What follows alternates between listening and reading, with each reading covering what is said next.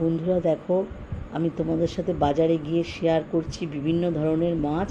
এই দেখো বড় বড় ইলিশ মাছ আর বিভিন্ন রকম মাছ আছে। তো আমার মনে হলো একটু তোমাদের সাথে শেয়ার করি। দেখো বিশাল বড় একটা শঙ্কর মাছ, কত বড় শঙ্কর মাছটা দেখো, তাও অর্ধেকটা আর অর্ধেকটা কাটা হয়ে গেছে। আমি শঙ্কর মাছ খাই না, আমার হাজব্যান্ড খুব ভালোবাসে, আমি রান্নাও করি না, খাইও না। এই ভেতরে ঢুকে গেছি, তারপর ডিমের দোকান, আলুর দোকান, বিভিন্ন রকম দোকান। এখানে আলুর গোদাম বলতে পারো, আলুর দোকান নয়। যাই হোক, বিভিন্ন রকম মাছ দেখতে থাকো, কেউ স্কিপ করো না।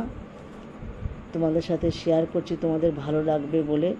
আমার তোমাদের সব কিছু দেখাই, তো ভাবলাম একটু মাছের বাজারটাও দেখাই, তাই জন্য তোমাদের দেখাচ্ছি। ইলিশ মাছ প্রচুর উঠেছে গো বন্ধুরা। যাই হোক, ইলিশ মাছ ভালোবাসে না এমন কোনো লোক নেই, তার মধ্যে দু একজন ভালোবাসে না। যেমন আমার ছেলের বউ এখন একদম ভালোবাসে না, আর আমার হাজব্যান্ড অম্বলের জন্য খায় না। হয় তাহলে আমি নেব 400 টাকা করে। আমি একটু রিঠা মাছ কিনছিলাম, না রিঠা মাছ এখন কবে পাবো? কেন দেখি দাঁড়াও, হ্যাঁ রিঠা মাছ পাবো না? দাঁড়াও দাঁড়াও,